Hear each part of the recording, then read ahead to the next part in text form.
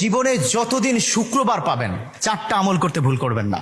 আজকে শুক্রবার না, আমি জানি না 4টা আমল করেছেন কিনা বা করছেন কিনা, আপনারা মিলিয়ে নেবেন। যদি 4টা আমল আজকে না করে থাকেন, আজকে থেকে জীবনে যতদিন শুক্রবার পাবেন 4টি আমল করতে ভুল করবেন না। পারবো তো ইনশাআল্লাহ?